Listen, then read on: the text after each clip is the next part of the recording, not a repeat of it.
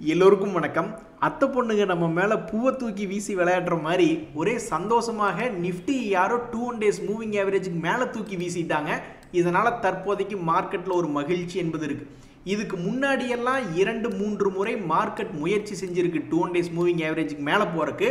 ஆனால் முடியல. தொப்புன்னு கீழே 2000 பாயிண்ட்லாம் அசால்ட்டாக விழுந்துட்டான். ஸோ பார்க்கறக்கு 2000 பாயிண்ட் சிம்பிளாக ஏறி வந்துட்டான்ல, இன்னொரு 2000 பாயிண்ட் ஏறி வருடத்தினுடைய உச்சிக்கு மார்க்கெட் போகாதா அப்படின்ற மாதிரி பார்க்கறதுக்கு சிம்பிளாக தான் இருக்கும்.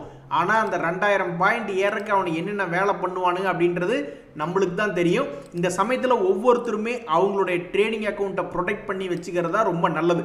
பெரிய அளவில் ஹோல்டிங் பண்ணிக்கிட்டு இருக்காங்கன்னா ஹெட்ஜிங் போன்ற வேலைகளெல்லாம் பண்ணி வச்சுக்கிறது தான் நல்லது.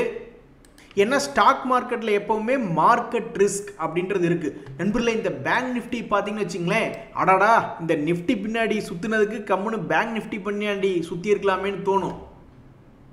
ஸ்டாக் மார்க்கெட் மேலே ஒரு ஏவுகணை தாக்குதல் நடத்தின மாதிரி இந்த பேங்க் நிஃப்டி இண்டெக்ஸ் என்பது போன வருஷம் என்ன ஹை இருந்தானோ அந்த ஹைக்கு கீழே ஒரு மாதிரி பயமுறுத்துற மாதிரி கீழே விழுந்துட்டு மறுபடி தன்னுடைய பழைய ஹையை போய் தொற்றுக்கான்னா இந்த பேங்க் நிஃப்டி சூப்பர். நிஃப்டி பின்னாடி போய் ஓடுறதுக்கு பேங்க் நிஃப்டியே எவ்வளவோ பரவாயில்ல அப்படின்ற மாதிரி ஆகிப்போச்சு கடைசியில் பார்த்தா. நீங்கள் நினைக்கலாம் நிஃப்டிலையும் பேங்க் சம்பந்தப்பட்ட பங்குகள் பெரிய வெயிட்டேஜுடைய பங்குகள் நிறையா இருக்கே, அப்போ ஏன் நிஃப்டி மேல் நோக்கி வரலினா அந்த படுபாவிக அப்படின்ற மாதிரி வெளிநாட்டிலிருந்து இந்த ஐடி துறையை போட்டு கொலையாக கொண்டுக்கிட்டு இருக்காங்க. இங்கே பார்த்தீங்களா, ஐடி இண்டெக்ஸ் வந்து போன வருஷத்தினுடைய லோ பக்கத்தில் போய் விழுந்திருக்கான். 2024 என்ன லெவலில் லோ இருந்தானோ கரெக்டாக அது வரைக்கும் போய் விழுந்திருக்கான். இப்படி ஐடி துறைகள் மற்றும் ரிலையன்ஸ் எல்லாம் உதவி செய்யாதனால தான் பேங்க் நிஃப்டி நல்லா மேல் நோக்கி வந்திருந்தாலுமே நம்மளுக்கு எவ்வளவு பெரிய கேப் இருக்குது பாருங்கள், இன்னும் நிஃப்டி மேல் நோக்கி வரல. நண்பர்களே, இந்த சமயத்தில் தான் நீங்கள் ஒன்று யோசிச்சு பார்க்கணும். இனிமேல் உங்கள் அக்கௌண்ட்டில் வந்து பெருசாக லாஸ் அப்படிங்கிறதே வரக்கூடாது. அதாவது ஸ்டாக் மார்க்கெட்டில் பை அண்ட் டிப்ஸ் அப்படின்ற ஒரு கான்செப்ட் இருக்குது. எப்பெல்லாம் பெரிய அளவில் நல்ல பங்குகள் கீழே விழுகிறானோ அப்போல்லாம் திருப்பி மேல் நோக்கி ஏறி வருவானா அப்படின்னு யோசிச்சு பார்க்கறது தான் பை அண்ட் டிப்ஸ் அப்படின்ற ஒரு ஸ்ட்ராட்டஜி. இந்த ஸ்ட்ராட்டஜி கடந்த 6 மாதமாக பல்வேறு பங்குகளில் வேலை செய்யவே இல்லை. இந்த டாடா மோட்டர் பார்த்தீங்களா, போன ஆகஸ்ட் சமயத்திலிருந்து செப்டம்பர் சமயத்திலிருந்து இறங்கிக்கிட்டே இருக்கான். அவனுடைய ஒவ்வொரு டிப்புமே இங்கே பாருங்க, அந்த எலெக்ஷன் டைமில் என்ன டிப்பு வந்தானோ அந்த டிப்பிலிருந்து இவன் பெருசாக மேல் நோக்கி ஏறி வரல. மறுபடியும் அதுக்கப்புறம் ஒரு டிப்பு போனால் அப்பவும் வந்து அந்த டிப்பிலிருந்து மேல் நோக்கி ஏறி வரல. அதுக்கப்புறம் வந்து இப்போ போய் நீங்கள் பார்த்தீங்கன்னு வச்சிங்களேன், ஒரு 20% அப்படின்ற மாதிரி ஏறி வந்திருக்கான். அதாவது 2023 லெவலில் போய் விழுந்தப்போ தான் அந்த டிப்பில் தான் கிட்டத்தட்ட ஒரு 20% பக்கம் ரெக்கவரியாகி மேல் நோக்கி வந்தால் அப்புறம் மறுபடியும் கீழே விழுந்துட்டான். ஸோ இந்த பை அண்ட் டிப்ஸ் அப்படின்றது வேலை செய்யக்கூடிய சில பங்குகளை கான்சென்ட்ரேட் பண்ணாவே ஒரு ஆள் ஜெயிச்சிடலாம் அப்படின்றதுக்கு ஒரு அடையாளமாக இந்த டாடா மோட்டரில் ஏன் இப்படி கீழே விழுகுதுன்னா, அவங்களுக்கு ஆர்டர்கள்லாம் கொஞ்சம் தொந்தரவாக இருக்குது. இனி அவங்களால கார் விற்க முடியுமா முடியாதோ இந்த டேரிஃப்னால அப்படின்ற மாதிரியான பிரச்சனைகள்னால தான் கீழே வரான். அதுவே இப்படி யோசிச்சு பாருங்கள், ஒருத்தருடைய ஆர்டர் புக்கு நம்பி வழியுது, அவன் எப்படா டெலிவரி பண்ணுவான் அப்படின்னு காத்துக்கிட்டு இருக்காங்கன்னு வச்சுக்கோங்களேன். அப்போ அந்த சமயத்தில் இப்போ இந்த பிஎல் அப்படின்ற ஷேரில் யோசிச்சு பாருங்கள், பாரத் எலக்ட்ரானிக்ஸ் அப்படின்ற பங்கெல்லாம் இதில் அந்த பை அண்ட் டிப்ஸ் அப்படின்ற கான்செப்டில் போய் பார்த்தோம்னாக்கா ஒவ்வொரு வீழ்ச்சியின் போதும் அவன் இதுக்கு முன்னாடி என்ன ஒரு பெரிய வீழ்ச்சி 2 monthsலோ அல்லது 1 monthலோ அல்லது 6 monthலோ அல்லது 1 yearலோன்னு போய் விழுகிறான்னா அந்த ஒவ்வொரு டிப்பிலிருந்தும் மறுபடியும் ஒரு 20%, 30% அப்படின்னு ஏறக்கெல்லாம் பார்க்குறான். இந்த பாரத் எலக்ட்ரானிக்ஸ் இருக்கு, HAL ஹிந்துஸ்தான் ஏரோநாட்டிக்ஸ்னு ஒன்று. ஸோ ஒரு லாபம் செய்யக்கூடிய கம்பெனி அவன்கிட்ட ஆர்டர் புக்கு நம்பி வழியுது அப்படின்னா அவன் எப்பெல்லாம் ஒரு டிப்பில் போய் உழுகிறானோ, இங்கே பார்த்தீங்களா போன வருஷத்தில் ஒரு டிப் இருக்குது, அந்த டிப்பில் வந்து உளுந்தா அசால்ட்டாக அவனில் ஒரு 20% அப்படின்ற மாதிரி ஏற்றி காட்டுறான். அதே மாதிரி அதுக்கு முந்தின வருடத்தினுடைய ஒரு டிப், அந்த டிப்பில் வந்து மறுபடியும் விழுகும் பொழுது அங்கிருந்து 30% எல்லாம் அசால்ட்டாக ஏற்றி காட்டுறான். இது ஒரு அருமையான தகவல். அதாவது எப்பெல்லாம் கீழே போய் உழுகுதோ அப்பெல்லாம் அது ஒரு நல்ல பங்கு, அவன்கிட்ட ஆர்டர் எக்கச்சக்கமாக இருக்குது, லாபகரமாகவும் இருக்கான் அப்படின்னாக்கா அவனுக்கெல்லாம் தான் முதல்ல மேல் நோக்கி வரக்கூடிய வாய்ப்பு இருக்குது. இந்த எய்ச்சர் மோட்டார் அப்படின்ற பங்கு அவனு வந்து ஆட்டோ துறையில் தான் இருக்கான். ஆனால் அவனுடைய ஆர்டர் புக்கு நம்பி வழியுது. இதனால என்ன ஆகுது, ஒவ்வொரு டிப்லையும் ஒவ்வொரு முறையும் அந்த பங்கு கீழ் நோக்கி விழுகும்போது ஏதாவது ஒரு சப்போர்ட் ரேஞ்சில் 50 டேஸ் மூவிங் ஆவரேஜ்லையோ அல்லது 200 டேஸ்லையோ அல்லது வேற ஏதாவது போன வருஷத்தினுடைய இயர்லோ அல்லது சப்போர்ட் லைன்ஸில் வந்து விழுகும்போது அசால்ட்டாக 20-30% ரெகுலராக மேல் நோக்கி ஏறி வரக்கூடிய வேலை இருக்குது. அப்போ இந்த பை அண்ட் டிப்ஸ் அப்படின்ற தாரக மந்திரத்தை கரெக்டான அதாவது ஒரு ஆயுதத்தை, பல்வேறு ஆயுதம் இருக்குது, ஒரு போரில் கரெக்டான ஆயுதத்தை செலக்ட் பண்ணி அடித்தோம்னாக்கா வெற்றி நமக்கு தான் அப்படின்ற மாதிரி ஒரு கரெக்டான ஸ்ட்ராட்டஜி கரெக்டான பங்குல உபயோகப்படுத்தும் பொழுது அது எப்படி இருந்தாலும் காப்பாற்றி விடும் அப்படின்றதுக்கு இது போன்ற பல்வேறு பங்குகள் ஒரு உதாரணமாக இருக்குது. ஸோ இது போன்ற தகவல்கள், ஹெட்ஜிங், மார்க்கெட் மேல் நோக்கி ஏறி வந்துருச்சா, ஹெட்ஜிங் போன்ற தகவல்கள், பை அண்ட் டிப்ஸில் எது போன்ற தகவல்கள், இது போன்ற தகவல் தெரிஞ்சதுக்கப்புறம் அக்கௌண்ட்டில் நஷ்டமே வரக்கூடாது அப்படின்ற மாதிரியான தகவல்கள் தான் இதெல்லாம். நண்பர்களே, அடுத்த வாரத்திலே ரிசல்ட் வந்து சாதாரணமாகவே ரொம்ப வயலண்ட்டாக இருக்கக்கூடிய ஆட்களுக்கு ரிசல்ட்டில் வருது. போன வாரத்திலே ரிசல்ட் வந்த பல்வேறு கம்பெனிகள் 10% to 15% எல்லாம் அசால்ட்டாக மூவ்மெண்ட் காமிச்சானு வெறும் 3 நாளுக்குள்ளேயே. அதே மாதிரி அடுத்த வாரத்தில் இந்த மாதிரி ரொம்ப வாலட்டிலிட்டியாக இருக்கக்கூடிய பங்குகளில் சிலதெல்லாம் பார்த்தோம்னு வச்சிங்களேன், இந்த Justdial, Mastek, ICICI, Tata invest, Anandraj, அதுபோக இந்த LT Mindtree, Bajaj housing finance, இன்னும் நிறைய வாலட்டிலிட்டியாக இருக்கக்கூடிய பங்குகளில் ரிசல்ட்டுகள் வருது. நண்பர்களே, 2 முக்கியமான தகவல். ஒரு தகவல் வந்து அடாடா நம்ம வந்து இன்ஃபோசிஸ் நாராயணமூர்த்தி அவர்களுக்கு பேரனை பிறந்துடக்கூடாது அப்படின்ற மாதிரியான ஒரு தகவல். ஒரு தகவல் என்னன்னா, இந்த நாட்கோ ஃபார்மா அப்படின்ற பங்கு கடந்த 2 மாதமாக ஒரு குறிப்பிட்ட லெவலுக்குள்ளேயே ஆடிக்கிட்டே இருக்கான்.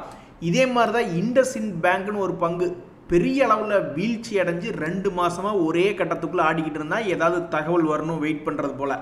அதுக்கப்புறம் அவனுக்கு வந்து ஒரு குறிப்பிட்ட தகவல் வந்ததுக்கப்புறம் அவன் திடீர்னு பிளாஸ்ட் ஆகி மேலே ஒரு 10% மேலே ஏறிட்டான். இந்த நாட்கோ ஃபார்மா அப்படின்ற பங்குமே Q3 ரிசல்ட்டில் ஒரு மாதிரி ரொம்ப குறைவான லாபத்தை காமிச்சிருந்தாங்க. அவனுடைய Q4 ரிசல்ட் வரணும் அப்படின்றதுக்காக தற்போதைக்கு இந்த நாட்கோ ஃபார்மா வெயிட் பண்ணிக்கிட்டு இருக்கு. இனி இவனுடைய மூவ்மெண்ட் எப்படி இருக்குன்னு தெரியல. பட் இப்போதைக்கு ஒரு முக்கியமான கட்டத்தில் இவன் வந்து நிற்கிறான். இது மட்டும் இல்லை, இருக்கிறதுலேயே மோசமான ஒரு கும்பா கூட்டியே நீங்கள் கண்ணு கட்டுன தூரத்தை வரைக்கும் ஒருத்தனை காட்ட முடியாது. இப்போ நான் ஒருத்தனை காட்டுறேன் பாருங்க, ஸ்பந்தனா ஸ்பூர்த்தின்னு ஒரு பங்கு. ஆட சாமி, இவனை மாதிரி பாருங்க கையெடுத்து கும்பிட்டமேனிக்கே விழுந்திருக்கான் பார்த்தீங்களா. எல்லாரும் நான் மன்னிச்சிருக்கேன், நான் ஒரு கும்பா குட்டின்னு நேராக போய் கீழே விழுந்துட்டான். இந்த பங்கு ஏன் இப்படி மிகப்பெரிய ஒரு வீழ்ச்சி, 1200 ரூபாய் எங்கே, வெறும் 270 ரூபாய் எங்கே, தற்போது இது ஏன் தகவல்களில் வந்திருக்கு அப்படின்னா கரெக்டாக 50 டேஸ் மூவிங் ஆவரேஜ் அப்படின்றத போய் தொடர்க்கு பார்க்குறான். இதுக்கு முன்னாடி ஒரு முறை அந்த 50 டேஸ் மூவிங் ஆவரேஜை தொட்டது தான் தாமதம். அங்கேருந்து 50% இறங்கியிருக்கான். 360 ரூபாயிலிருந்து கிட்டத்தட்ட 100-200 ரூபா ரேஞ்சுக்கு பக்கம் வந்து விழுந்துட்டு இப்போ மறுபடியும் 50 டேஸ் மூவிங் ஆவரேஜ் வந்து தொடரான். இனி அதுக்கடுத்து இவன் எப்படி இருப்பான் அப்படின்றது தெரியல. பட் ஏன் இவன் எல்லா முதலீட்டாளர்களையும் கதற விட்டான் அப்படின்னா, சரியான கும்பா ரிசல்ட்னு கூட சொல்லக்கூடாது, குப்பா ரிசல்ட் அப்படின்ற மாதிரி. இதனுடைய குவார்ட்டர்லி ரிசல்ட் சமீபத்தினுடைய 2 ரிசல்ட்டுமே 200 கோடி 394 கோடி அப்படின்ற மாதிரி மார்க்கெட்டில் நஷ்டத்தை காமிச்சிருக்கான். இதை பார்த்த உடனே மார்க்கெட் வந்து அட பாவி அப்படின்ற மாதிரி இந்த பங்கை வந்து மிகப்பெரிய ஒரு வீழ்ச்சி அப்படின்ற மாதிரி கொண்டு வந்து கொடுத்துருக்கு. ஷேர் மார்க்கெட்டில் ப்ரைஸ் பேட்டர்ன் அப்படின்றது இருக்குது. அந்த ப்ரைஸ் பேட்டர்னை பொறுத்த வரைக்கும் இது ஒரு ட்ரெண்டிங் கிளியாக இருக்குது. ஏறினாலும் ஒரு 2-3 வருஷம் ஏற வேண்டியது, இறங்கினாலும் 2-3 வருஷம் இறங்க வேண்டியது, அப்புறம் ஒரு 3 வருஷம் ஏற வேண்டியது, அப்புறம் ஒரு 2 வருஷம் இறங்க வேண்டியது அப்படின்னு இது ஒரு ட்ரெண்டிங் கிளி பேட்டர்னாக இருக்குது. அப்போ இப்போ வரக்கூடிய Q4 ரிசல்ட் என்பது மிக முக்கியமான கவனமாக இருக்குது. உங்களுக்கு தெரியாதுல்ல, சமீபத்தில் இன்ஃபோசிஸ் ரிசல்ட் வெளியிட்டதுக்கப்புறம் 22 ரூபாய் ஃபைனல் டிவிடெண்ட் அப்படின்றத அறிவிச்சிருந்தாங்க.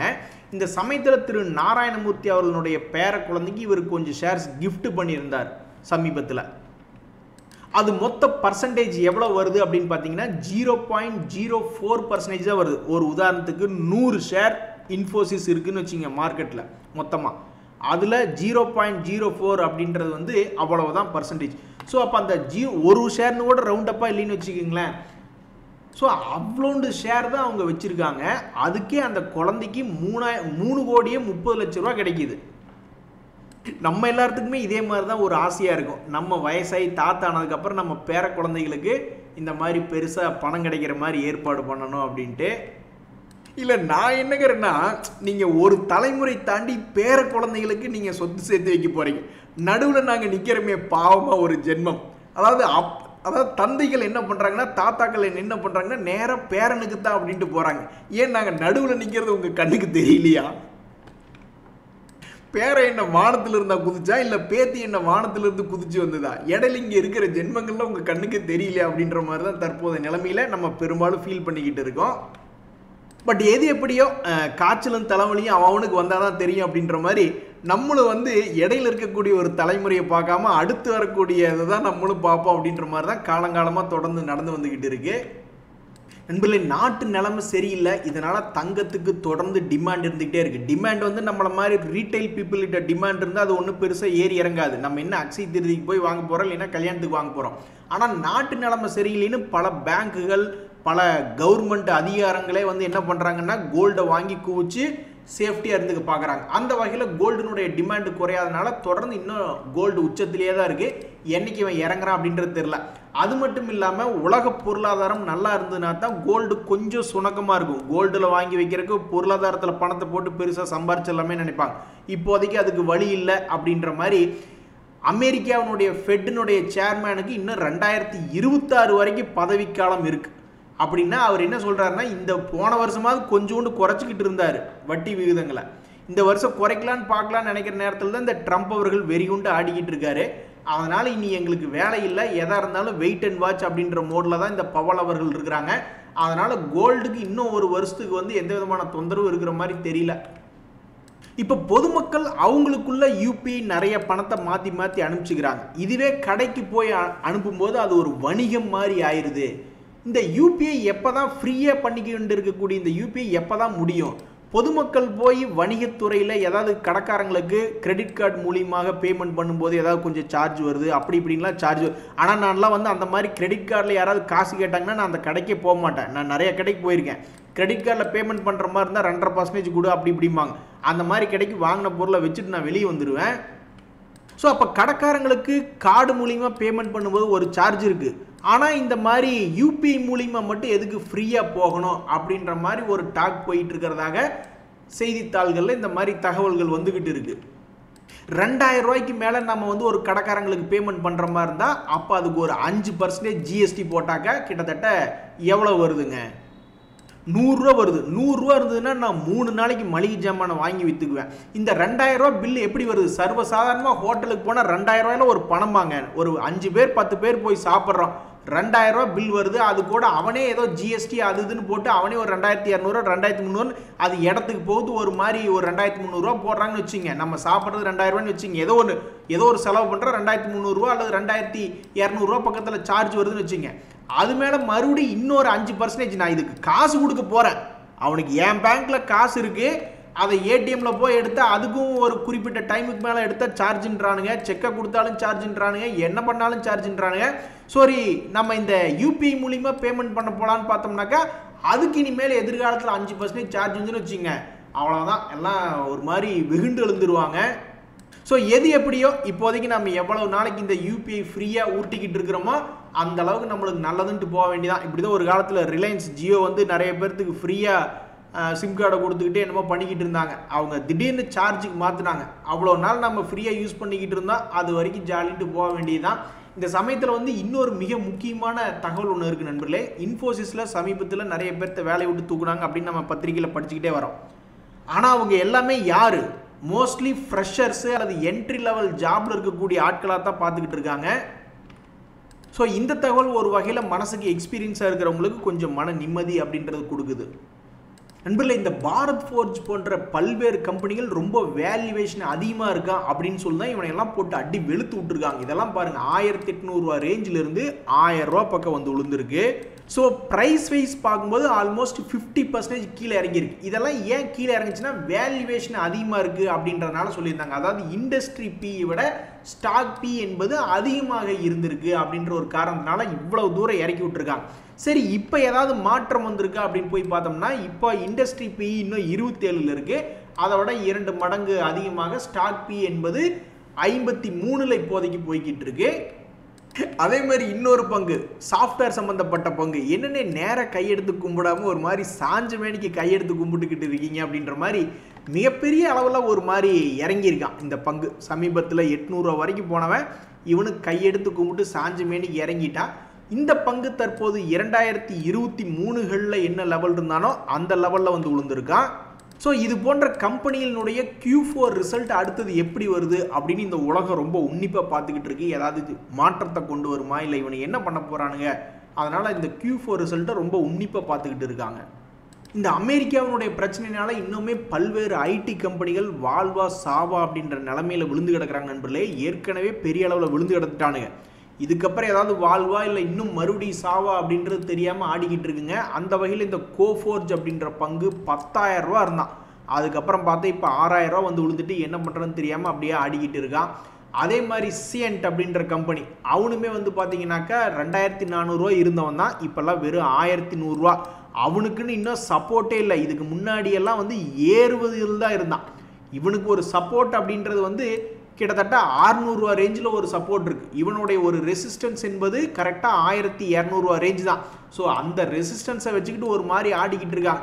ஸோ இதனால் என்ன ஆகுதுன்னா பல்வேறு கம்பெனிகள் என்ன தான் ஆக போகிறானுங்க, ஷேரினுடைய விலைகள் வாழ்வை நோக்கி போகுமா இல்லை சாவை நோக்கி போகுமா அப்படின்ற மாதிரி ரொம்பவுமே மனசு கஷ்டமாக இருக்குது. யோசிச்சு பாருங்களேன், இந்த இடத்துல யாராவது ஒருத்தர் முதலீடு பண்ணியிருந்தா 10,000 ரேஞ்சில் முதலீடு பண்ணியிருந்தா இப்போ அது 6,600 இருக்கு.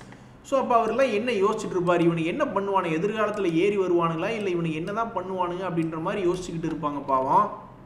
நண்பர்களே, மார்க்கெட் கொஞ்சோண்டு மேல் நோக்கி ஏறி கொஞ்சம் மகிழ்ச்சி கொடுத்துருக்கக்கூடிய இந்த நேரத்தில் இன்னுமே சில பங்குகள்லாம் 52 வீக் லோ ப்ரைஸ் கிட்டே தான் ஆடிக்கிட்டு இருக்கானு. இந்த கிரானியூல்ஸ் இந்தியா அப்படின்ற பங்கெல்லாம் ஒரு காலத்தில் நல்லா மேல் நோக்கி ஏறி வந்தவன் தான். 200 ரூபா ரேஞ்சிலேருந்து 700 ரூபா போனவன் தான். பட் மார்க்கெட் சரியில்லாத பொழுது இவன் கீழே இறங்கினவன். இன்னுமே மார்க்கெட் கொஞ்சோண்டு மேல் நோக்கி ஏறி வந்துமே இது போன்ற பங்குகள்லாம் இன்னும் 52 வீக்ஸ் லோ பக்கத்தில் தான் ட்ரேட் ஆகி கொண்டிருக்கான்.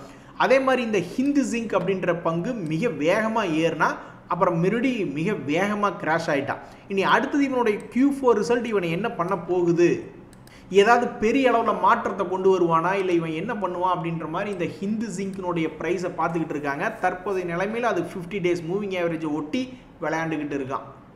சரி நண்பர்களே, மார்க்கெட் ஏற ஏற ஹெட்ஜிங் என்பதும் சரி, அதே மாதிரி பல்வேறு தகவல்களுக்கு எந்த பங்குகளை செலக்ட் பண்ணுறாங்க அப்படின்றது ரொம்ப முக்கியம். இன்றைய தகவல் அனைத்து உங்களுக்கு உதவியாக இருந்ததுன்னா எனக்கு சந்தோஷம் தான். ரொம்ப நன்றி, வணக்கம்.